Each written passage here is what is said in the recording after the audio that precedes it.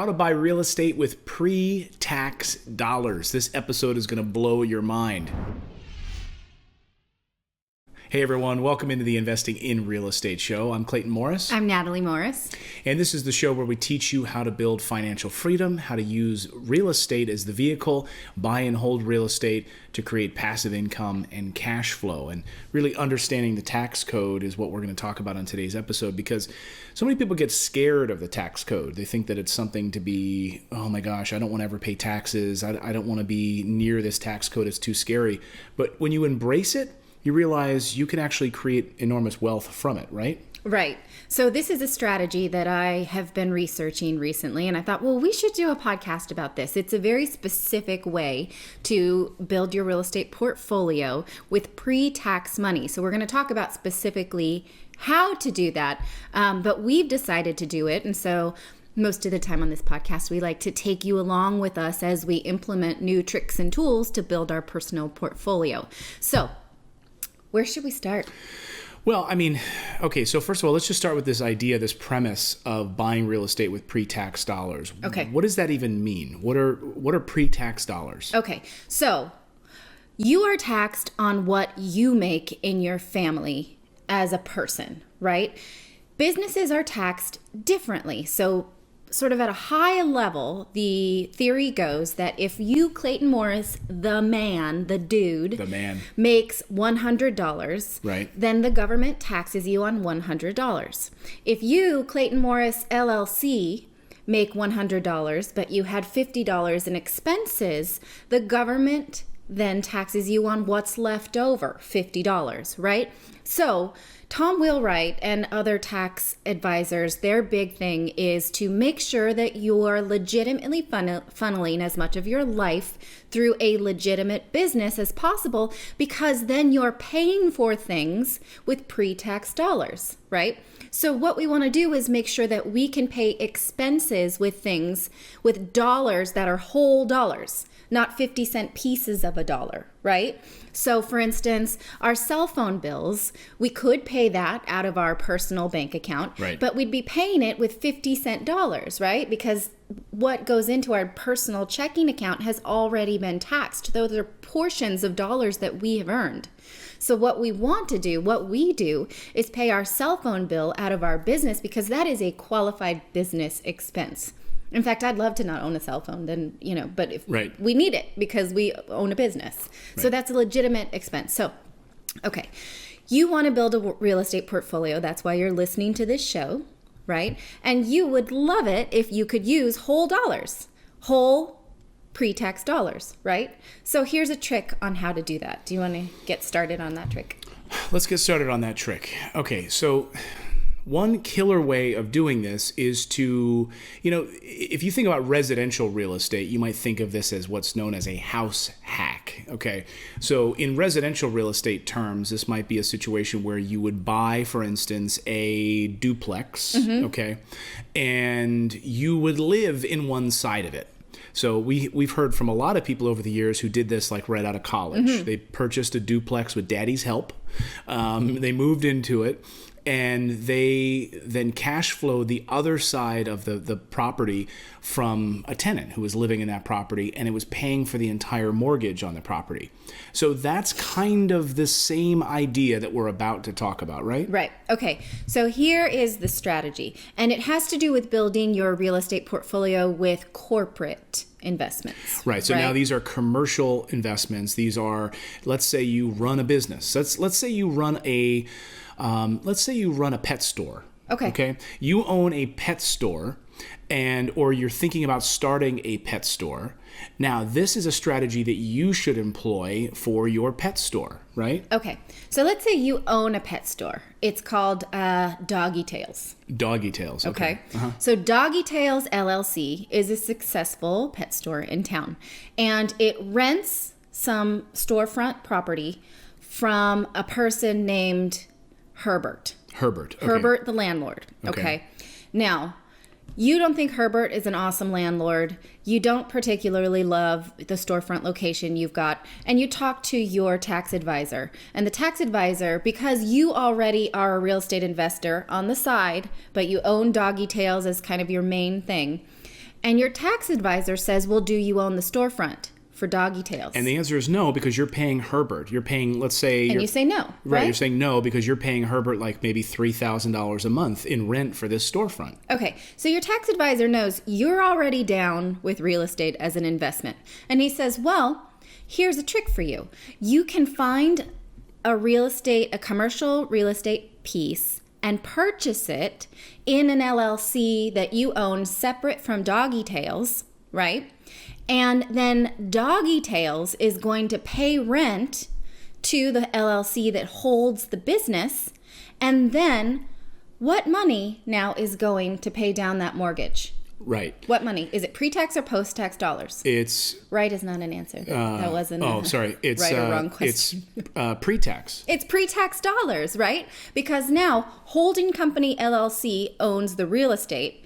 Doggy Tales is a renter to your LLC that's a holding company, and Doggy Tales is paying with pre-tax dollars rent, which then is paid down into the mortgage. So just wrap your head around this for a second, because this is sort of mind-blowing, okay? When we were going through this, we're like, wait a second. We have a business, and we want to, instead of renting it, we've been renting space, right? I'm like, no way, I'm closing down that office. I'm not renting that space anymore, and I'm going to go out and buy a commercial piece of property.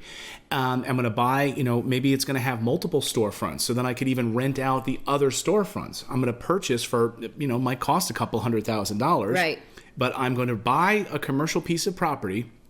I'm going to buy it in an LLC, a new LLC. Let's just call it Commercial Property LLC, okay? Let's put the word holding in it, because as we use this, I want people to understand. Okay. This is the Holding LLC and Doggy Tales LLC, right? Okay, now, so remember, if you do put other renters in your storefront, that other companies that come in and rent to you, that's not any more pre-tax dollars. Right. You'll pay tax on their rent. Right. They're paying you as a tenant in your property. Right. But for now, let's just look at, Commercial Holdings LLC is buying a commercial piece of real estate. And let's say that there are 3 storefronts there, okay? Okay. One of which will be Doggy Tales, okay? So now Doggy Tales is owned by you, right? It's your business. Doggy Tales LLC is now going to rent space from Commercial Holdings LLC. Right. Now remember, Doggy Tales was already paying this amount in rent to Herbert. Right. Right. And already that rent was pre-tax rent money. Those were whole dollars, because the government doesn't tax you on that business expense. Right? Right. Okay. So now you're paying yourself, basically. So you're paying rent to yourself because you're the owner of Commercial Holdings LLC. Now, there are some tax caveats here which are pretty exciting, right? So why would you want to do this? Well, you want to do this because you are adding to your investment portfolio, owning a piece of commercial property that you assume will cash flow for the rest of your life. Say you want to retire from Doggy Tales. You want to sell it to someone else who loves animals, and that person comes along and buys the business from you and now rents from you, continues to pay rent to Holdings LLC. So you've just bought a passive asset, right? A performing asset. And the other two storefronts, awesome. and the other 2 storefronts that I talked about, those are vacant right now, and you can hire, maybe there's a shoe store that wants to move into one of them, and maybe a barber shop wants to move into the 3rd spot and rent from you and build to suit, right? They'll build it however they want, and they're going to pay rent to you as to Commercial Holdings LLC. Right. Now, a couple of things you need to keep in mind is that when you go to make the deposit on this new commercial building, you can't use Doggy Tales money because that would be inappropriate. So Clayton Morris, the person, would have to pay the deposit on post-tax dollars. So not 100% of the funding for this investment is going to be pre-tax dollars. So I'm going to say about between 60 and 80% of it will be. Now, there are different types of loans you can get from the government for this specific type of purchase. For instance, the SBA 504 loan. Small Business Association loan. Right. And so that allows you to get a very low interest rate small loan, and you can also put as low as 10% down, and it can go on top of another mortgage as well. Now remember, whatever you're paying in interest is another business expense. Right. So the beauty of, there's just multiple levels of beauty in this, right? So you're getting to pay the interest on this small business association loan is a write-off, right? You're adding to your net worth by buying a commercial piece of real estate like this. You are then renting it out from yourself. And that rent now is being paid to you as the owner of the property instead of to Herbert, right? Some random landlord. And you're creating an incredible tax shelter for yourself on top of all of this. Right. Now, don't forget that under the new tax plan, there is no cap for tax deductions, state tax and property tax deductions, if it's a business expense. We have caps on our personal real estate, but not for investment real estate. That's totally fine. So you think of the deduction for the interest, you think of the deduction for the taxes, right? And then you start down all the benefits of real estate like depreciation. You can use different depreciation tools now because this is a warehouse and you can depreciate it piece by piece. So there are all kinds of advantages to owning something like this. So that it's definitely worth thinking about for anyone who's a small business owner. So this is a killer strategy, and I want to talk about some of the ways in which you need to manage the money though. So when Doggy Tales makes a payment to Commercial Holdings LLC, you as the owner of Commercial Holdings LLC better make darn sure that money is going into a bank account that's set up specifically for Commercial Holdings LLC. You can't have that money being paid out by Doggy Tales and then, into the bank, and then going just into your Doggy Tales bank, because that's like you paying yourself, and that's commingling money. You can't do that. That's illegal. So you need to make sure these are separate entities. You're filing a separate entity with the with the state. You're registering that LLC. You have your incorporation documents. You have an EIN number, which is an employee identification number that you're getting from the Treasury Department, so you can set up bank accounts. All of that stuff needs to be separate. Right. It needs to be set up properly. You're right. And you can't just have Doggy Tales like pay taxes on that building. Clearly that's inappropriate, right? But you set Doggy Tales rent appropriately so that it is paying for you to pay those expenses. And that's another point, market rent as well. You can't give Doggy Tales a break and say, hey, guess what? You can rent this place for $100, but the shoe store next door has to pay $4,000 a month. Right. It has to be market rent based on the market conditions in that neighborhood. And that's something that the IRS will look at. Make sure that you're paying a reasonable rate. Now, you don't have to go crazy with it, but it has to be a reasonable rate of rent in that neighborhood, right? Right. And then you could open a second location, do the same thing if you wanted, because Doggy Tales is doing so well. You want to have kitty tails and bunny tails. Iguana tails. And alligator tails, right? You can do that all over the city for as much as you want, as long as you set this up properly. Now, I sort of wrestled with myself on whether we should do a podcast like this, because we think, well, most people want to invest with us. They have a day job and then they want to own single family homes or residential real estate.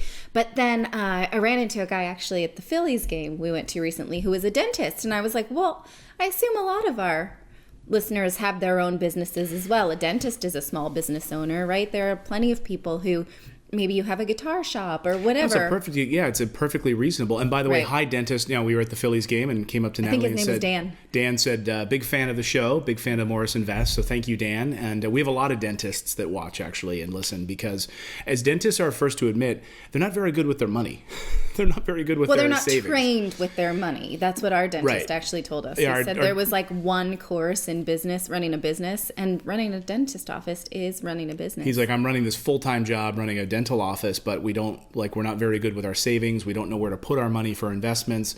And so that's an important piece of this. But so many of our listeners, many of our viewers have small businesses. We know them because they've bought properties from us. Maybe they own their own flooring company back home in North Carolina, whatever. Wouldn't it be great if you could finance your own business by be able to set up and purchase real estate, a commercial piece of property, and then pay rent to yourself using this strategy? Yeah, exactly right. So, I do think I thought about it and was thinking about moving our offices into a place that we own. And I thought, oh, sounds like a pain. But if we don't, we're going to pay rent 12 times to somebody else this year.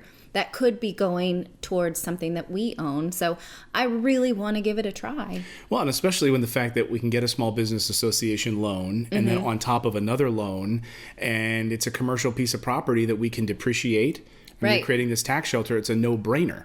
Yeah. You know, so anyway. And I've told the story of my grandparents owning warehouses and how they retired on that well into their, I think they were in their 70s and 80s, you know. No, they both were in their 80s, actually. They lived on warehouse real estate. It was like an oil change shop. And so my dad still collects that rent. Right. We know that in certain places, commercial real estate is a boom, is a great investment. Yeah. So there you go. So if you are interested in learning more about this strategy, we will have more episodes on this very topic here on the show as we try and do it. Yeah, as we try to do it, and we go down that rabbit hole of opening and moving that office. We're excited about it, and I can't wait to share that story with you. In the meantime, if you're ready to pick up your first rental property or your fifth rental property or your sixth rental property, that's what we do. All you need to do is go to our website at morrisinvest.com, click on the book a call tab, schedule a consultation. Our team will jump on the phone for 30 minutes with you. And our property is roughly in the 50, 60, 70,000 range, depending on if it's a C or a B class property. Maybe a little higher. Some of our B class can go up in the 80s, which is, if there's it depends. There's a range. Don't hold me to it. Sometimes people get on the phone and be like, I thought it was going to be 60,000 and it's 62, or it's 55 and it's 70. Yeah, they're all in that range, but they're great properties, and we completely rehab them, place tenants in there, and make it a turnkey process for you. So go to morrisinvest.com if you're looking forward to doing that with us, or if you want to go out and do it on your own. That's what this whole channel is all about. You can go out, you can hang drywall, you can swing hammers, you can find properties, you can hire, do whatever you want. You can open a doggy tail. You can open doggy tails or iguana tails. So that's what our show is all about. We'll be back with another episode on the Investing in Real Estate show. Now go out there, take action. I don't care how you do it, but become a real estate investor. It's the number one way to build wealth in this country. We'll see you.